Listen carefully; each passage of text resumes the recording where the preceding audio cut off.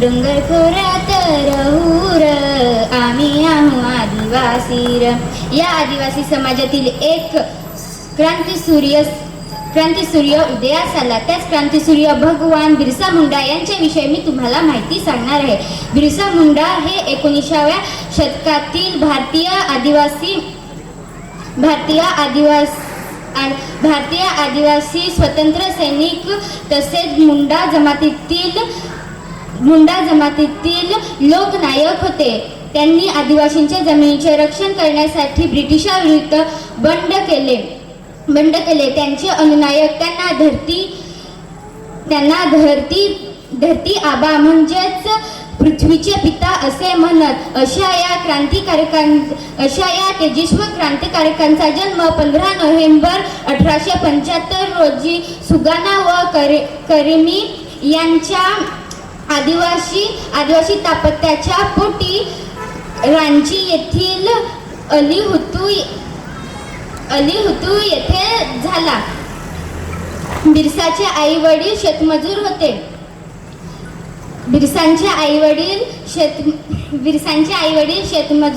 होते. त्यांची घरची परिस्थिती खूप हलकीची होती. गावात शिक्षणासाठी शाळाही नव्हती. त्यांच्या मामाकडे जाऊन त्यांनी शिक्षण घेतले. त्यांच्या शिक्षणाबरोबरच त्यांना संगीत व नृत्याचाही खूप आवड होती. तो काळ खूप पारतंत्र्याचा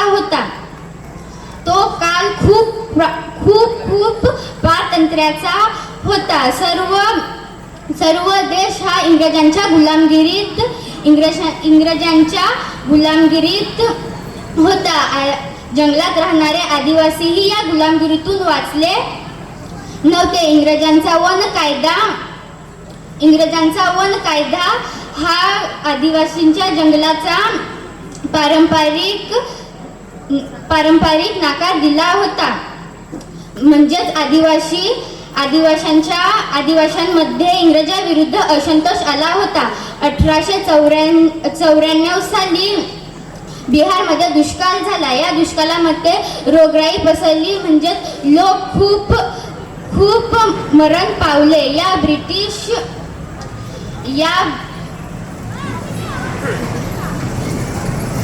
ब्रिटिश जमीनदारांकडून शेतकऱ्यांकडून शेतसारा करून घेतला. त्याविरुद्ध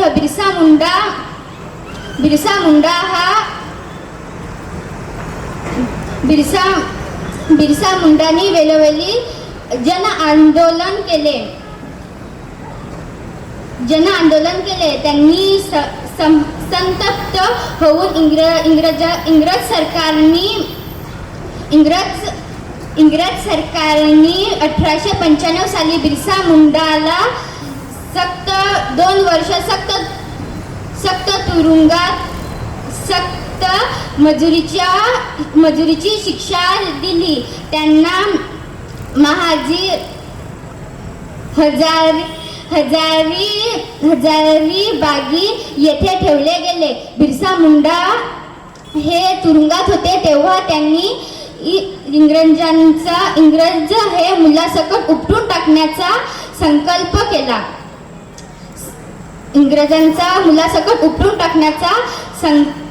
संकल्प केला आणि आदिवासींना आर्थिक व सामाजिक स्वातंत्र्यासाठी इंग्रजांविरुद्ध उल्लंघन केले. उल्लंघन म्हणजे उठाव करणे. 1897 साली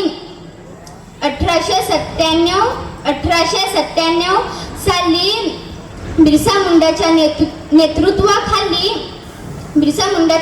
नेतृत्वाखाली आदिवासींनी त्यांच्या हत्याराद्वारे लढाया केल्या. पण इंग्रजांच्या आधुनिक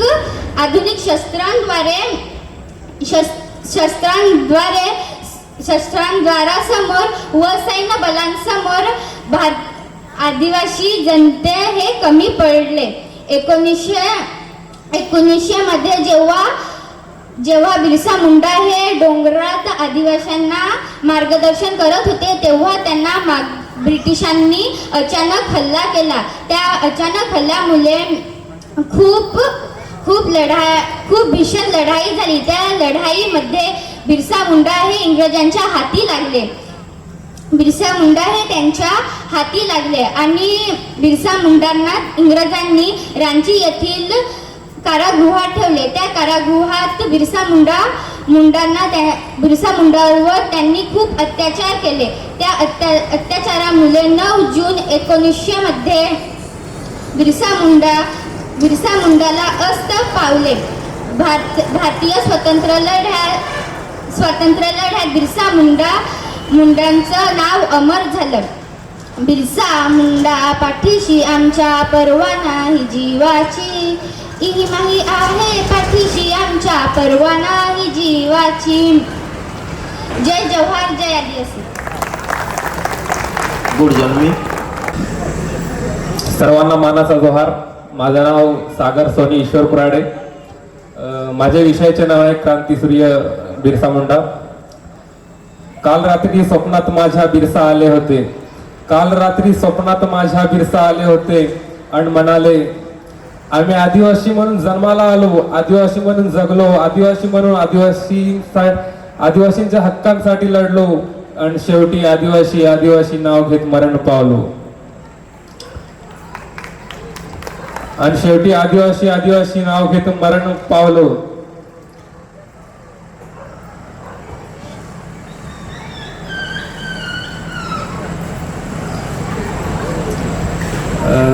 जजेसला माझी विनंती असेल, मी बोलतोय, नंबर नाही दिले तर चालेल, फक्त दाद द्यावी.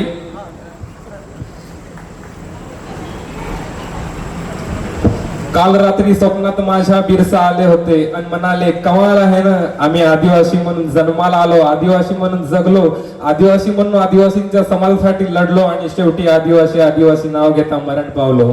पण आता काही आपलीच लोक आदिवासी सोडून धर्मांतर करत आहे, दुःख वाटते रे.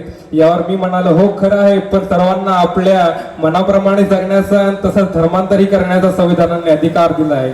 मग बिरसा म्हणाले, हो रे, पण काय खराबी आहे आदिवासी म्हणून जगण्यात, काय खराबी आहे आदिवासी म्हणून आदिवासी परंपरा जपण्यात, काय खराबी आहे आदिवासी म्हणून स्वतःला हक्कानं मिरवण्यात. अरे फक्त आदिवासी नाव जरी घेतलं ना तरी चेहऱ्यावर एक प्रकारचा रुबाब येतोय.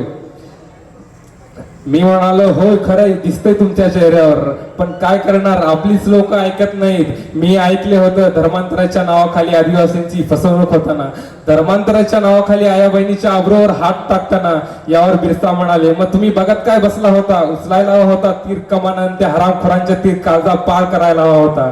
पुन्हा कोणी आदिवासींच्या नादी लागणार नाही असा शत्रुत्व गार करायला हवा होता. हे बोलता बोलता रागात बिरसा संतापले होते. मी म्हणालो, बिरसा शांत व्हा, ह्या घ्या पाणी प्या. पाणी पाहताच ते हसत म्हणाले, जल जंगल जमीन टिकवणं फार कठीण. मी म्हणालो, म्हणजे? त्यावर बिरसा म्हणाले, कितीतरी डोंगर जमीनदोस्त केले, कितीतरी जंगल राख केली, मग तुम्ही लोक गप्प का होते? मग मी म्हणालो, बदल ही काळाची गरज आहे आणि विकास तर साऱ्यांनाच हवा ना. यावर बिरसा म्हणाले, विकास हवा, पण निसर्गाला गालबोटणं लागताही करू शकतो ना. निसर्ग उद्ध्वस्त करून केलेला विकास काय कामाचा? आणि लक्षात ठेवा, या निसर्गावरच आदिवासींचं पोट आहे. अन्न, फल, फुले, कंदमुळे आणि औषधी वनस्पती अशा कितीतरी सोन्यांनी भरलेले हे जंगल ईश्वरांचं देणं आहे. अशीच त्याची राख करून कसं चालेल? पुढे बिरसा म्हणाले, तुला उलगलान माहित आहे का? मी म्हणालो, नाही. मग बिरसा म्हणाले, 1899 ते 1900च्या दरम्यान ज्या जमीनदारांनी आपल्या जमिनी हिसकावून घेतल्या होत्या आणि जे ब्रिटिश आपल्या लोकांना त्रास द्यायचे, अशा विरोधात मी आणि माझ्या सहकार्यांनी उलगुलान नावाचा उठाव केला होता. मग मी म्हणालो, कडक बिरसा, तुम्ही तर हिरो आहात. त्यावर बिरसा म्हणाले, तुम्ही मला हिरो करून स्वतः झिरो होता. त्या काळी आम्ही आपल्या जमिनी मिळवण्यासाठी संघर्ष केला आणि आता बघा ना, आपणच आपल्या जमिनी थोड्या पैशापायी दुसऱ्यांना देऊन त्यांना मालक करतोय आणि आपण नोकर होऊन जगतोय. आपली जमीन, आपले राज्य हे विसरून जगतोय आपण. वेळेच्या अगोदर हे थांबायला हवं. आदिवासी पुन्हा जागा होतो हे जगाला सांगायला हवं. नाहीतर येणाऱ्या काळात इतिहासाच्या पानावर फक्त आदिवासी हे नावच राहील. येणाऱ्या काळात इतिहासाच्या पानावर फक्त आदिवासी हे नावच राहील. त्यांचं हे बोलणं ऐकता ऐकता डोळ्यात माझ्या अश्रू आले होते. त्यांचं हे बोलणं ऐकता ऐकता डोळ्यात माझ्या अश्रू आले होते. काल रात्री स्वप्नात माझ्या बिरसा आले होते. काल रात्री स्वप्नात माझ्या बिरसा आले होते. थँक्यू. खूप छान. शेवटचं एवढेच बोलेल, कानापर्यंत सर्वांच्या पोहोचलं असेल पण माझ्या मार्फत हे बिरसांची हलहल तुमच्या मनापर्यंत पोहोचली असावी. माझ्या मार्फत बिरसांची ही हलहल तुमच्या मनापर्यंत पोहोचली असावी. आणि काही चुकलं असेल तर चूक भूल माफी असावी. काही चुकलं असेल तर चूक भूल माफी असावी. थँक्यू. मी स्वतः आदिवासी समाजाचा असल्यामुळे माझा विषय आदिवासी संस्कृती, रीतिरिवाज आणि परंपरा. माझं नाव सागर चंद्रकांत नोक्ती. आईचं नाव चंद्रकला, म्हणजे सागर चंद्रकांत नोक्ती. व्यक्तिगत जीवनाची सुरुवात होते ती जन्मापासून म्हणजे बालंतीन जेव्हा बाळाला जन्म देते त्यावेळी बालंतपणाचे कार्य सुईणबाई करते. त्याच्यानंतर बाळाचे बारसे किंवा पाचवी किंवा बारसे केले जाते. त्यामध्ये सुईण काही विधी करते. त्यामध्ये दिवा लावून आणि पिठाचे उंडे किंवा लाडू वाटून तो विधी केला जातो. त्याच्यानंतर जसे बाळ मोठे झाल्यावर त्याचे जावळ केले जाते. जावळ मामाकडून केले जाते. आणि त्याच्यानंतर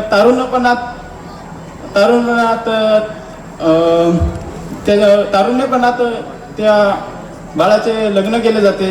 त्याच्यानंतर बाळाचे लग्न केले जाते.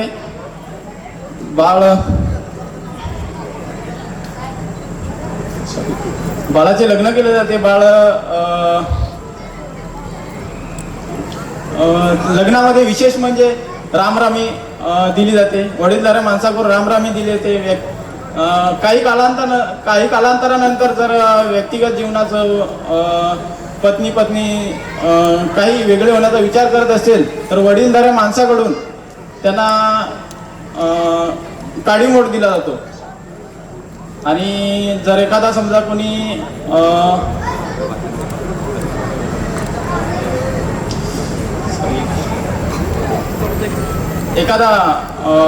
समजा एखाद्या व्यक्ती मृत पावल्यास जर ती पुरुष किंवा स्त्री अविवाहित असल्यास तिथं 7 दिवसात उतरविधी कार्य केले जाते. आणि जर पुरुष किंवा स्त्री विवाहित असल्यास त्याचं 13 दिवसात विधी कार्य केले जाते.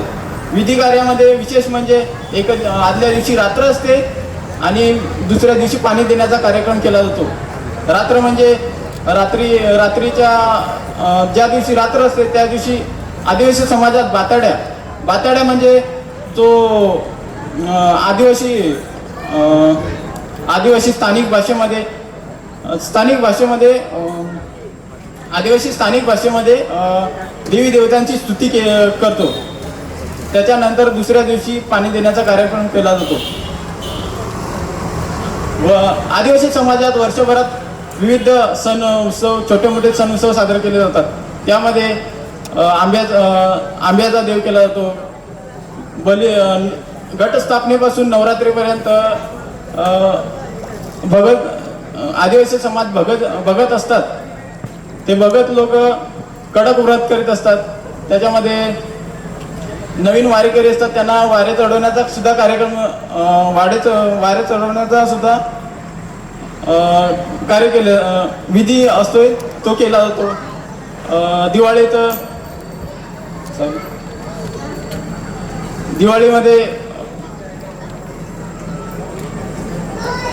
दिवाळीमध्ये कुलदेवताचा जागर केला जातो. शेतखड्यावरील देवांचा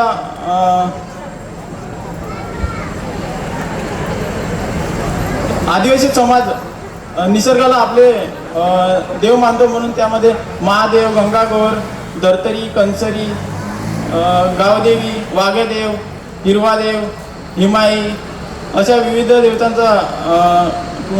देवतांची पूजा अर्चना करते. काही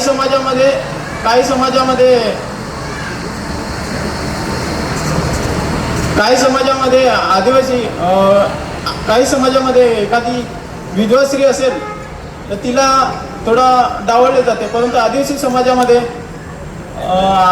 लग्न समारंभामध्ये विधवा स्त्रियाला दौरेरीचे कार्य दिले जाते. आणि न शिकलेली स्त्री सुद्धा बालंतपणाचे कार्य करते. ही बाब आधुनिकच मानावी लागेल. आदिवासी समाज हा भारतीय संस्कृतीचा मूळ पाया मानला जातो. परंतु आज आपला समाज काही कारणाचं भरकटला जातो, धर्मांतरित होतो. ते होता कामा नये. एवढे बोलून मी माझे 2 शब्द संबोधित. Good evening to everyone present here, respected chief guests and my dear friends. My name is Shravani Vijay Kare from 9th standard, and today I feel honored to stand before you and speak few words on a topic: India after independence. We all know India got independence from British rule on 15 August 1947 after a long and hard struggle. But the freedom was not the end, it was the beginning of new journey for a nation. We were free, but we were also facing numerous challenges like poverty, illiteracy, social inequality, and lack of infrastructure. Under the leadership of great visionaries like Dr. Babasaheb Ambedkar, Pandit Jawaharlal Nehru, and Sardar Vallabhbhai Patel, India took its first step as a sovereign democratic republic. The Constitution of India came in force in 1950, giving us rights, duty, and a clear path toward a better future. Over a decade, India made tremendous progresses in various fields. In agriculture, we had Green Revolution, which made us self-dependent in food. In science and technology, we launched ISRO and even reached Moon and Mars. Our country became a global IT hub, a pharmaceutical leader, and a strong voice in international politics. So, what's our role as a responsible citizen and student?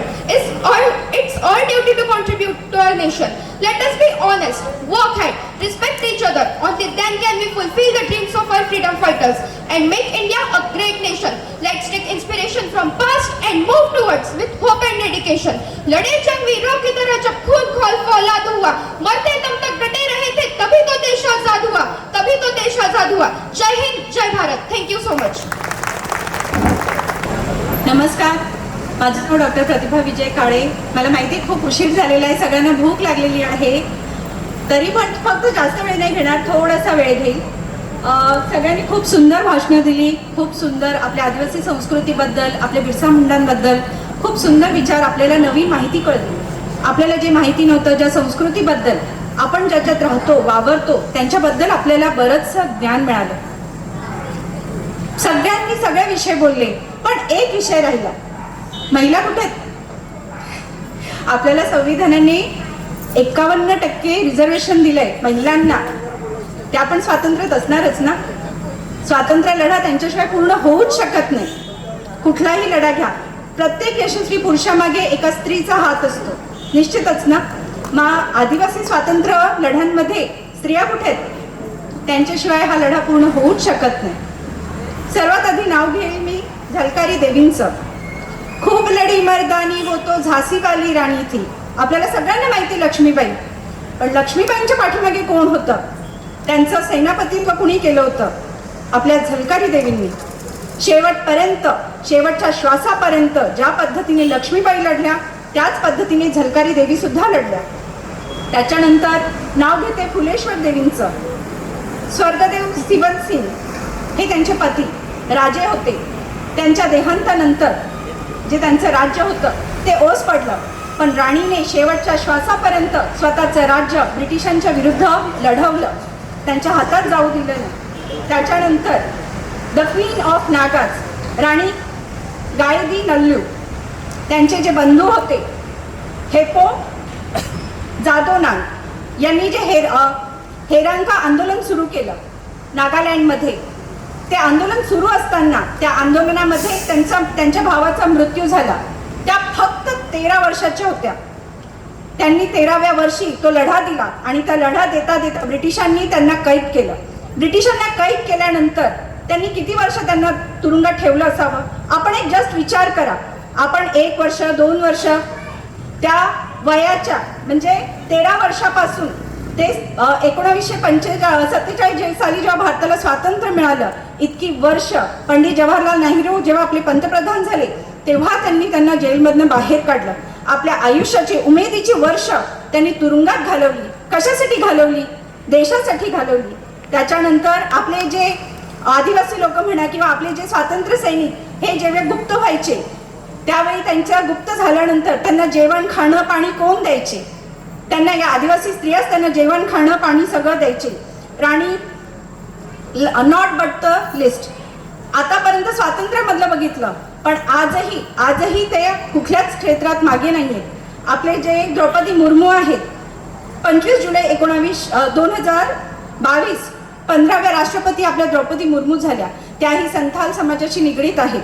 The great Santhal समाज, ज्यांनी आपल्या स्वातंत्र्य लढ्यामध्ये खूप मोठं योगदान दिले. 1857च्या शेवटच्या राष्ट्रव्यापी जे आंदोलन झालं त्याच्या आधी संथाळ आंदोलन झालं आणि त्याच्या त्या वंशज आहेत. एवढंच बोलून मी माझे शब्द संपवते. थँक्यू.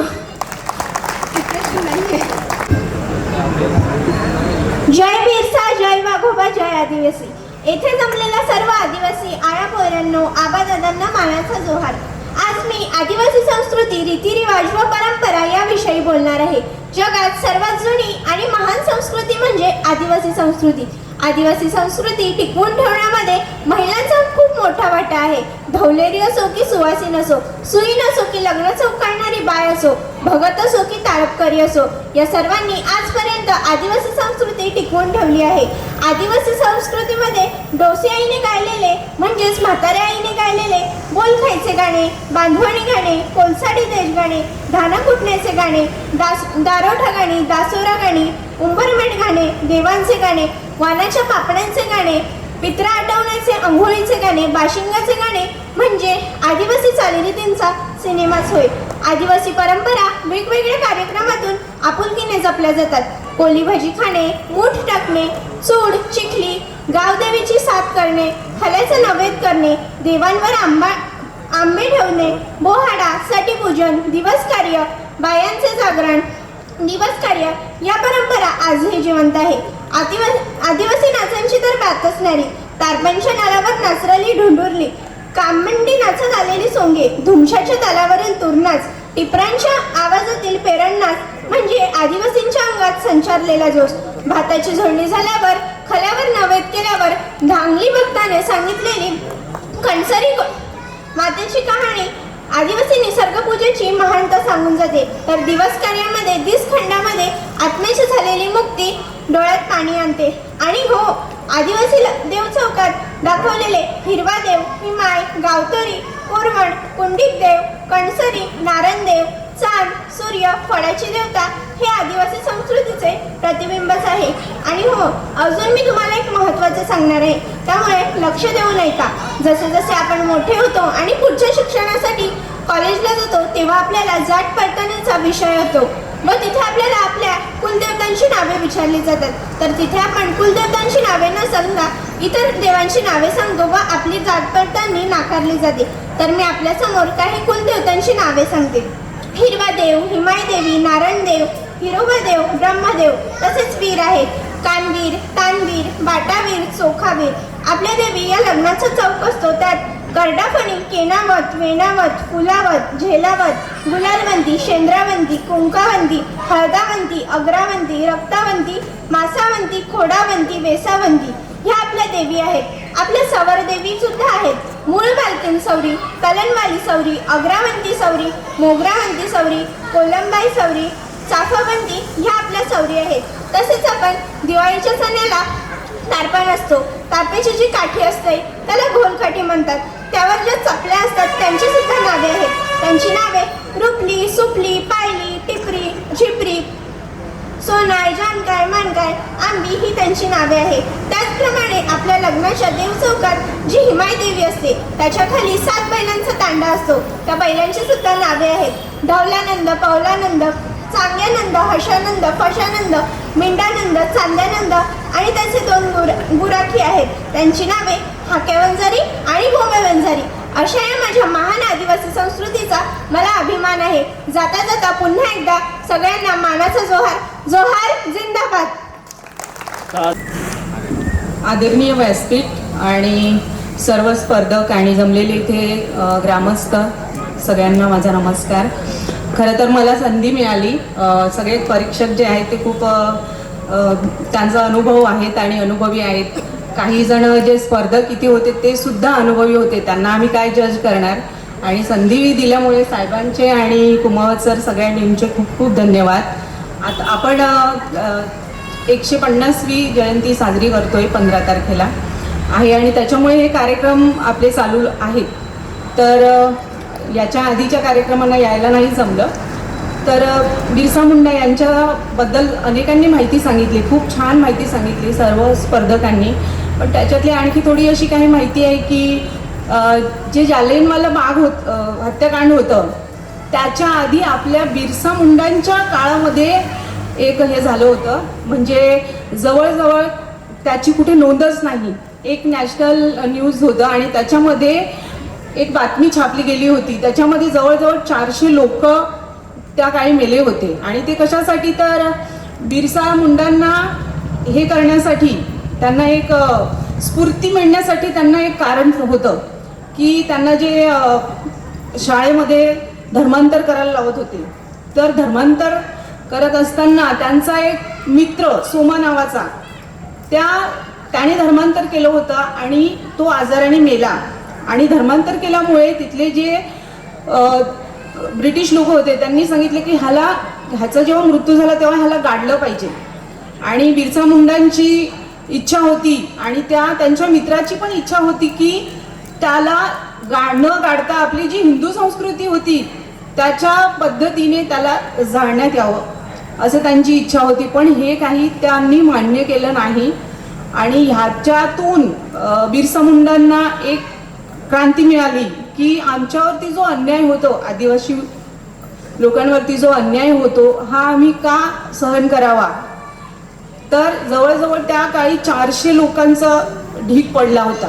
जेव्हा ह्या सगळ्या घटनेतून त्याच्यानंतरच मग त्यांनी पुढे आणखी एक सांगितलं स्पर्धकांनी की आपल्या भारताच्या ह्याच्यामध्ये त्यांचं चित्र आहे किंवा त्यांचं फोटो लावण्यात आलेला आहे. तसंच आणखी एक माहिती अशी होती की मी सुद्धा बघितलं नाहीये पण 5 रुपयाच्या नोटेवरती बिरसा मुंडांचं चित्र, म्हणजे जसं महात्मा गांधींचं दिलं जातं तसं आहे, तसं त्यांचं 5 जुन्या नोटेवरती त्यांचं प्रतिमा होती. तर ह्या अशा ज्या आपल्याला जसं एका स्पर्धकांनी सांगितलं की ही जी माहिती आहे ती आपल्या सर्व विद्यार्थ्यांपर्यंत, सर्व समाजापर्यंत पोहोचली पाहिजे. आणि त्यांचं जे काम होतं किंवा त्यांचं जे उलगुलान होतं बिरसाहेबच्या थ्रू, आता साहेबांनी आणि सर्वांनी इथे जे कोणी आहेत त्यांनी जे चालू ठेवलेले आहे ते खूपच छान आहे. आणि इथे मला संधी दिल्याबद्दल खूप खूप धन्यवाद. माझे 2 शब्द संपवते. नमस्कार. सगळ्यांना जय जोहार. आम्ही सगळ्यांची भाषणं, सगळ्यांचे मनोगत, सगळ्यांचं स्टेज डेअरिंग किती हे सगळं अनुभवलं. त्याच्यामुळे मलाही वाटलं की आपणही 2 शब्द व्यासपीठावर आपल्याला निर्देशित करावे या नात्याने मी आलो आहे. खरं तर सगळ्यांची भाषणं विविध क्रांतिकारक संस्कृती, परंपरा ह्याविषयी आपण ऐकली. मला त्याच्यात एक बरं वाटलं असतं की हा सगळा इतिहास जर पालघर जिल्ह्यामधल्या कार्यक्रमाचा राहिला असता तर अधिक आपला स्वाभिमान, अधिक हिंमत आणि अधिक सगळ्यांचं ज्ञान त्या विषयाचं वाढलं असतं असं मला वाटलं. शेवटून चौथे जे वक्ते होते सागर कुऱ्हाडे म्हणून, एक दर्दी रसिक म्हणून, दर्दी कवी म्हणून त्यांचा विषय होता. खरं तर आम्हाला जे पत्रक दिलं होतं त्याच्यामध्ये प्रत्येक विषयाची नावं लिहिली होती पण त्यांच्या नावासमोर ब्लँक ठेवलं होतं. खरं तर परीक्षकांना ही परीक्षा होती की ह्यांच्या विषयात काय दिलं पाहिजे. आम्ही मेरा भारत महान हे टायटल टाकलं त्याच्यामध्ये. त्यांनी असं म्हटलं की आदिवासींची ओळख, आदिवासींचं अस्तित्व हे फक्त कागदावरच राहील ह्याच्या पुढे असे त्यांचे दर्द होता, एक दुःख होतं. पण मला वाटतं आपलं जे संविधान आहे, संविधानाचा आम्ही नेहमी व्यासपीठावरून मार्गदर्शित करत असतो, उद्देशित करत असतो की संविधान आर्टिकल 21 हे एवढं आर्टिकल महान आणि महत्त्वाचं आहे ते मी थोडक्यात आपल्याला सांगतो आहे की ह्या देशाचा मालक कोण. मग सर्वसामान्यांना हा प्रश्न विचारला जातो की ह्या देशाचा प्रमुख कोण आहे. तर ह्या देशाचे प्रमुख राष्ट्रपती आहे, पंतप्रधान आहे, राज्यामध्ये आले तर मुख्यमंत्री आहे, गृहमंत्री, अशी अनेक पदं आहेत. पण आर्टिकल 21 असं सांगतं की या देशाचा मालक कोण. तर ह्या देशातला मालक गरीबातला गरीब माणूस ह्या देशाचा मालक आहे. म्हणजे आर्टिकल 21 असं सांगतं की सगळ्यात मोठा शासकीय अधिकारी हा लोकसेवक आहे. जर त्यांनी लोकांची सेवा करायची आहे तर मग मालक कोण? तर ह्या देशातला सर्वात सामान्य असा शेतकरी, गरीब माणूस त्या देशाचा मालक आहे. आणि अशा पद्धतीने संविधान जोपर्यंत अस्तित्व आहे आणि राहील तोपर्यंत आदिवासीचं अस्तित्व आणि ओळख ही शेवटपर्यंत राहणार आहे, अशी हमी खात्री मी व्यासपीठात आपल्याला देत आहे. आपण संविधानाचे अनेक आर्टिकल वाचले असतील, समजले असतील, लोकांना ऐकवले असतील, समजून घेण्याचा प्रयत्न करत असतील, पण मला असं वाटतं की आपल्याकडे आदिवासी संस्कृती परंपरा एवढी चांगली जोपासली जाते आणि तरी सुद्धा त्याला छेद देण्याचा, कमी लेखण्याचा प्रयत्न काही बिगर आदिवासी लोक धर्मांतरण करण्याच्या नावाखाली आपल्यामध्ये फूट पाडत असतात. आता बिरसा भगवानचा इतिहास, परंपरा अनेक वक्त्यांनी आपल्याला ह्या व्यासपीठावरून सांगितलेले आहे. बिरसा भगवान 11 वचन आपल्याला दिलेले आहे. त्याच्यातलं 6वं आणि 7वं वचन जर आपण पाहिलं तर धर्म, संस्कृती, परंपरा विसरू नका असं त्यांनी म्हटलेलं आहे. त्याच्यानंतरचं 7वं वचन जे आहे, ईसायांच्या मोहजाळ्यात फसू नका. ह्याचा अर्थ असा आहे की हे ईसाई आपल्याला धर्म बदलण्यासाठी आपल्याला आमिष दाखवत असतात आणि वरून त्यांच्या जे तज्ज्ञ लोक जे असतात ते असं विष पेरत असतात की संविधानाने आर्टिकल 25 दिलेले आहे, त्या म्हणजे कुठल्याही धर्माचा आचार, विचार, प्रसार तुम्ही करू शकता. म्हणजे धर्म बदलण्यासाठी तुम्हाला सर्वधर्म समभाव आहे आणि त्याच्यामुळे तुमचा धर्म सोडा आणि आमचा धर्म स्वीकारा, असं ते अर्थ सांगत असतात आणि आपण त्यांच्या भूलथापांना बळी पडून धर्मांतरित होत असतो. मित्रांनो, मला या प्रसंगी करावंसं वाटतं की धर्माचं आचरण, संस्कृती संवर्धन असं जर ते म्हणत असेल आणि सर्वधर्म समभाव म्हणत असेल तर एखाद्या शत्रूला धडा शिकवणं, शिवाजी महाराजांनी जे शत्रूंना धडा शिकवला की धर्माचं संरक्षण करणं म्हणजे अन्यायाला प्रतिकार करणं, अन्यायाला नमवणं, अन्यायाला नष्ट करणं म्हणजे पण संस्कृतीचं जतन आणि संरक्षण आहे. तर आपण छत्रपती शिवाजी महाराजांचे वारस आहोत आणि अशा पद्धतीने मला ह्या प्रसंगी सांगावंसं वाटतं की बिरसा भगवानची जी 11 वचन आहेत समोर लावलेली आहेत, त्यापैकी एक जरी वचन आपण आपल्या आयुष्यामध्ये उतरवलं, त्याचं स्मरण केलं, आदर्श घेतला तर खरं आपण बिरसा भगवानचे वारस आहोत असं मला या प्रसंगी वाटतं. धन्यवाद. भगवान बिरसा मुंडांची 150वी जयंती साजरी करतो आहोत. मग 100वी कधी झाली? आपण गणित शिकतो, मी मास्तर असल्यामुळे गणितामध्ये संख्या रेषा येते. संख्या रेषेवरती 150च्या आधी 100 नक्कीच येतात. मग 100वी कधी झाली? मला सुद्धा हा प्रश्न मनोमन भावला. आम्ही पण त्याच्यावरती विचार करायला लागलो. अरे एकदम सहज, कोणाच्या लक्षात कसं नाही आलं या ठिकाणी. पण सदैव असं या ठिकाणी की 5 वर्ष अगोदर संतोषजी आणि अन्य आमचे कार्यकर्ते यांच्या नेतृत्वाखाली पालघर जिल्ह्यातून आणि संपूर्ण देशभरातून असं निवेदन केलं की आदिवासी समाजासाठी आपला भारतीय खऱ्या अर्थाने आदिवासी दिन एखादं का असू नये.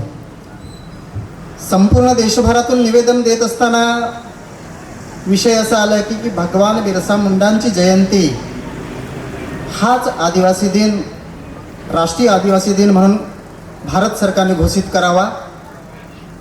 आणि खरोखर आनंद असा या ठिकाणी की त्या निवेदनाला मान्य केंद्र सरकारने मंजुरी दिली आणि भगवान बिरसा मुंडांची जयंती हा खऱ्या अर्थाने आदिवासी दिन म्हणून घोषित केला गेला.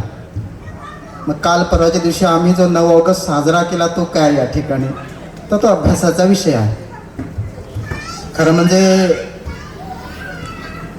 ओळीने 3 लढाया झाला आणि त्या लढाईतली पहिली लढाई 9 ऑगस्टच्या दिवशी झाली आणि त्या लढाईमध्ये साधारणतः 2-2.25 लाख माणसं मारली गेली होती. आणि तो दिवस आम्ही आदिवासी दिन म्हणून साजरा करतो. आम्ही नाचतो की नाचवलं जातं हा प्रश्न आहे. असो, अभ्यासाचा विषय हा, आपण प्रत्येकाने तो अभ्यास करावा, आपण सत्य शोधण्याचा प्रयत्न करावा या ठिकाणी. पण आजचा दिवस जो आहे तो त्याचं वर्णन जर सांगायचं झालं तर अनामवीरा जिथे जाहला तुझा जीवनांत, कुणी बांधला ना स्तंभ पेटली ना वात, असं आहे या ठिकाणी. जे अनामवीर आहेत, व्यक्ती म्हणून जन्माला येतात आणि व्यक्तित्व बनून कालजयी युगपुरुष बनून राहतात, अशांची कृतज्ञता व्यक्त करण्याचा दिवस म्हणजे आजचा दिवस म्हणा किंवा 15 नोव्हेंबर म्हणा. जे पडद्याचे आड आहेत पण ते कुठे समोर आले नाहीत की समोर आणले नाहीत, हा सुद्धा अभ्यासाचा विषय असेल. पण 15 नोव्हेंबरच्या दिवशी जे जे अनामवीर आहेत, पडद्याच्या पाठीमागे आहेत, अशा जनजाती योद्ध्यांचा सन्मान कृतज्ञता व्यक्त करण्याचा हा दिवस असणार आहे. आज भाषण करणार नाही या ठिकाणी. भाषणासारखा मी विषय थोडासा 2 मिनिटांमध्ये खेचला. विषय ह्या ठिकाणी की मला आपल्या आदिवासी समाजाचं जे भवितव्य आहे ना ते उज्ज्वल वाटायला लागलं आजच्या दिवशी. त्याचं कारण असं या ठिकाणी की धन्यवाद. त्याचे कारण असं या ठिकाणी की आत्ता एक आर्या शेदड नावाची जी 9वीची विद्यार्थिनी एक जनजाती समाजाची संस्कृती रीतिरिवाज याच्यावरती 5-7 मिनिटं बोलते, याचा अर्थ कधी ना कधीतरी ती आईशी बोलले. आपल्या संस्कृतीविषयी जाणून घेण्यासंदर्भात काही प्रश्नोत्तरं तिने केलेत. आम्ही जेव्हा या वयोगटात होतो किंवा आम्ही कॉलेजला शिकत होतो तर आम्हाला काय ते आपली आदिवासी संस्कृती म्हणजे कालबाई हे असं वाटायचं. पण भगवान बिरसा मुंडांचा जेव्हा अभ्यास केला तेव्हा भगवान बिरसा मुंडाने सांगितलं की आपल्या समाजाचा उद्धाराची मुळं जी आहेत ना ती आपल्या संस्कृतीमध्ये दडलेली आहेत. मग ती मुळं शोधण्याचा प्रयत्न आताची जी नवीन पिढी येते, तरुण पिढी नाही म्हणत मी, नवीन पिढी तर ती कुठे ना कुठे ते करते. म्हणून आपल्या समाजाचं भवितव्य जे आहे ते उज्ज्वल आहे या ठिकाणी. या ठिकाणी परीक्षक म्हणून बसलेलो असताना खरंच मला अनेक गोष्टी शिकायला मिळाल्या आहेत. म्हणजे ज्या विषयाकडे आपण दुर्लक्ष करायचो त्या विषयाला भरभरून महत्त्व या ठिकाणी दिला गेलं आहे. भगवान बिरसा मुंडांचा जयंतीचा दिवस किंवा जयंतीचा सप्ताह साजरा करत असताना ते तर आहेच, पण आदिवासी समाजाची रीतिरिवाज, रूढी, परंपरा, चालीरीती की जी आमची अस्मिता आहे. भगवान बिरसा मुंडाने सांगितलं की अस्तित्वाची लढाई अस्मितेच्या मैदानात लढावी लागते, तर खऱ्या अर्थाने ही सुरुवात आहे या ठिकाणी. आणि म्हणून आपलं भवितव्य या ठिकाणी उज्ज्वल आहे. इथं असलेल्या वक्त्यांचं खरंच अभिनंदन, वाहवा, कौतुक, त्यांचं कॉंग्रॅच्युलेशन असंसाठी या ठिकाणी की इथं बोलले जाणारे जे होते ते अतिशय अभ्यासपूर्ण 5 मिनिटामध्ये सगळं मांडायचं आहे. काही वक्त्यांनी तर अगदी 5 मिनिटामध्ये म्हणजे शेवटचे जी काही सेकंद असतात ते सुद्धा होऊ दिले नाही. मला वाटतं 2-3 वक्ते असे आले की 5 मिनिटामध्ये टाइम बाउंड कार्यक्रम ज्याला म्हणतात असं या ठिकाणी मांडणी केली गेली या ठिकाणी. मी एक मार्गदर्शकाच्या भूमिकेमध्ये म्हणा किंवा सूचना या ठिकाणी की आपलं जे कम्फर्ट झोन आहे त्या कम्फर्ट झोनच्या बाहेर पडून हा स्टेज, हा माईक, हा एन्जॉय करायचं ठरलं ना की अजिबात दबाव येत नाही. तुम्ही काय मांडणार आहात हे फक्त तुम्हाला माहिती आहे. त्याच्यामुळे समोरचं काय चुका काढेल, समोरचं माझं मोजमाप काय करेल ह्याचं टेन्शन घेऊ नका. फक्त एन्जॉय एवढाच विषय या ठिकाणी. आणि तुम्हाला मांडायचे ते तुम्हालाच फक्त माहिती आहे. त्याच्यामुळे तुम्ही अगदी बेधडक बेझिझकपणे इथं मांडले गेले पाहिजे.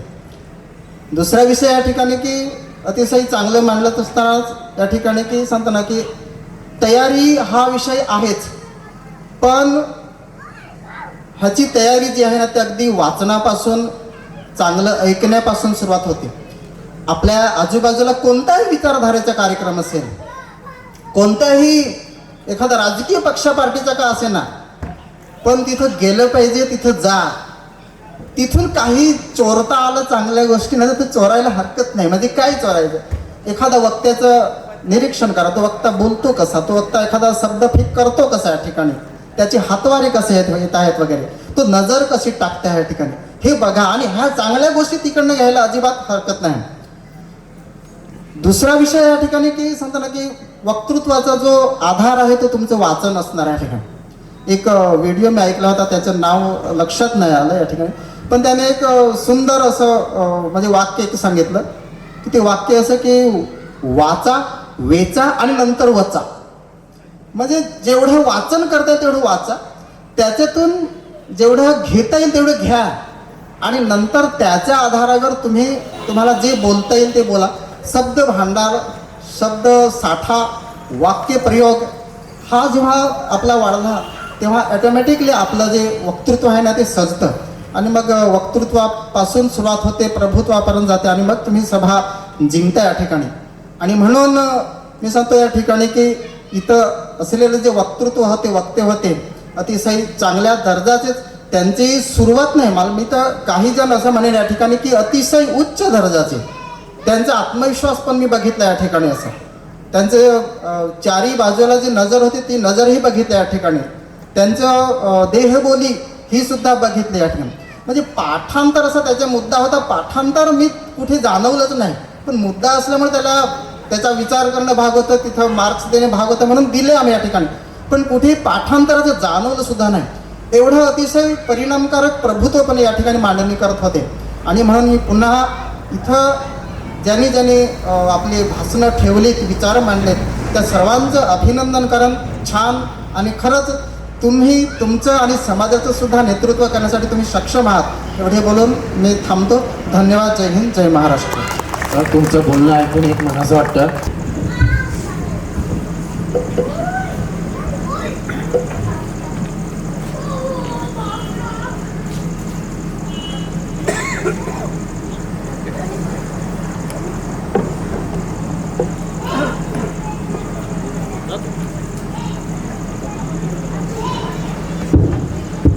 असं यायचं, आधी माईक बघायचा, असा खाली वरती करायच्या आधी बटन बंद करायचं. एक खडखड खडखड खडखड खडखड आवाज येतो का नाही, सेटिंग करताना तो होत नाही. माईक असा सेट करायचा का आपला चेहरा दिसेल असा थोडा खाली घ्यायचा, बरोबर ना, आपल्या तोंडाच्या समोर पण चेहरा दिसला असा सेट करायचा. किती लांब उभं राहायचं, असा भासाडा उभा राहायचा ना, असा पण उभं राहायचं. कसं उभं राहायचं, सहज बोलता येईल, आवाज समोर फेकता येईल. मगाशी वावरे सरांनी आपल्यासमोर काही मुद्दे भाषणातले मांडले. सभा कशी गाजवायची, सभा कशी चालवायची, विषय कसे काढायचे. मी प्रचारक असताना वक्ता प्रशिक्षण सुरुवातीला घ्यायला जायचो आणि मग वक्त्याचं प्रशिक्षण करायला जायचं. त्यातलं हे माईक सेटिंगचा एक भाग फक्त आपल्या सगळ्यांच्या समोर सांगितलं. मगाशी आलेल्या वक्त्यांनी खूप चांगल्या पद्धतीने आपल्या सगळ्यांच्या समोर विषय मांडला. त्यातलं थोडंसं प्रशिक्षण देण्याचा प्रकार मी आपल्या सगळ्यांच्या समोर माझा माईक सेट करताना केला. आजच्या वक्तृत्व स्पर्धेचे विषय निवडताना सुद्धा तशाच पद्धतीचे निवडलेले होते. विषय आपल्या सगळ्यांना माहिती आहे. स्वाभाविक धरती आबा भगवान बिरसा मुंडा यांची जयंती असल्यामुळे 150वी जयंतीचं वर्ष असल्यामुळे पहिला विषय क्रांतीसूर्य भगवान बिरसा मुंडा हा विषय होता. दुसरा विषय होता स्वातंत्र्य लढ्यातील आदिवासी क्रांतिकारकांचे योगदान. तिसरा विषय होता स्वातंत्र्यानंतर राष्ट्र उभारणीत आदिवासी समाजाचे योगदान. चौथा विषय होता आदिवासी रीती रिवाज परंपरा आणि 5वा विषय होता माननीय ॲडव्होकेट यशवंत कोदे साहेबांनी ज्याचा उल्लेख इथे केला. एकाच वक्त्याने त्याचा तो विषय हाताळला थोडासा स्पर्धकाने. पालघर जिल्ह्यातील आदिवासी क्रांतिकारक आणि लढे, हे 5 विषय जाणून बुजून आपण अगदी लोकल लेवलपासून ते राष्ट्राच्या लेवलपर्यंत स्तरापर्यंत अशा पद्धतीचे विषय जाणून बुजून आज घेतलेले होते. आपण या कला महोत्सवाचं आयोजन करत असताना एक गोष्ट आपल्या सगळ्यांच्या लक्षात, आज 3रा दिवस आपण करतोय, एक गोष्ट आपल्या सगळ्यांच्या लक्षात आली असेल. महापुरुषांना आपण जातीमध्ये आपण सगळेजण बांधतो. महापुरुषांनी कधीही जातीच्या विषयाचा विचार केला नाही. त्याने कायम राष्ट्राचा विचार केला, म्हणून ते महापुरुष झाले. मग ते छत्रपती शिवाजी महाराज असतील, डॉक्टर बाबासाहेब आंबेडकर असतील किंवा धरती आबा भगवान बिरसा मुंडा असतील आणि अजूनही महापुरुष आपले जे आहेत, जातीमध्ये आपण बांधतो. पहिल्या दिवशी आपण हळदी कुंकवाचा कार्यक्रम केला. त्या हळदी कुंकवाच्या कार्यक्रमामध्ये फक्त आदिवासी समाजाच्या महिलांनी सहभाग नाही घेतला, तर सर्व जाती धर्माच्या महिलांनी सहभाग घेतला. काल आपण सांस्कृतिक स्पर्धेचं आयोजन केलं. त्या सांस्कृतिक स्पर्धेमध्ये सुद्धा फक्त आदिवासी समाजाचेच लोक नसले नाही, तर इतर समाजातल्या लोकांनी सुद्धा सहभाग घेतला आणि आपण सहभाग दिला. आज सुद्धा आपण वक्तृत्व स्पर्धेचं आयोजन करत असताना विषय हे दिले 5 आणि या विषयामध्ये विषय मांडणाऱ्यांमध्ये सर्वच काही आदिवासी समाजातले नव्हते. तर महापुरुष हे कुठेही एका ह्याच्यात बांधलेले आपण बांधतो, त्यांना कधीही बांधता कामा नये. जसे छत्रपती शिवाजी महाराज सर्वांचे, डॉक्टर बाबासाहेब आंबेडकर ही सर्वांचे झाले पाहिजे, त्यांनी भगवान बिरसा मुंडा सुद्धा सर्व समाजाचे झाले पाहिजे. आज मला असं वाटलं होतं की श्रोत्यांची संख्या कमी राहील की काय, पण आता थंडी लागलेली आहे तरी पांघरून धरून सुद्धा, म्हणजे स्वेटर घालून, मी पण स्वेटर घातलं, श्रोते आत्तापर्यंत टिकून आहे. त्यामुळे आपल्या सगळ्या श्रोत्यांचे खूप खूप धन्यवाद. परीक्षक खूप तोलामोलाचे आहेत. कालच्या स्पर्धेत सुद्धा आणि आजच्या स्पर्धेमध्ये सुद्धा आम्ही सगळ्यांनी प्रयत्न करत असताना कुंभावसरांनी आम्ही सगळ्यांनी की परीक्षक बोलवायचे ते कुठेही दुजाभाव करतील किंवा जवळचा आणि लांबचा असं नाही, म्हणून लांबचे परीक्षक बोलवायचा विचार केला. कालचे सुद्धा परीक्षक सगळे लांबचे होते आणि आजचे परीक्षक सुद्धा लांबचे. ते जे गुण देतील, ते जे निरीक्षण करतील, त्यानुसार लांबचा जवळचा, नाही तर स्पर्धा असली की आपल्या सगळ्यांना माहिती ना कसा पद्धतीचं त्याच्यामध्ये यो जवळचा, यो लांबचा, यो असाच आहे, तसाच नको, हा माझा आहे, जरा जास्तीच गुण देऊ, असं होणार नाही असा प्रयत्न केला. त्यामुळे कालचे परीक्षक जसे होते त्याच पद्धतीचे आजचेही परीक्षक खूप तोलामोलाचे या ठिकाणी उपस्थित राहिले. त्यामुळे परीक्षकांची खूप खूप आभार मानतो. आजच्या ज्या स्पर्धा झाल्या ह्या स्पर्धेचा निकाल आपल्याला 15 तारखेला मिळेल.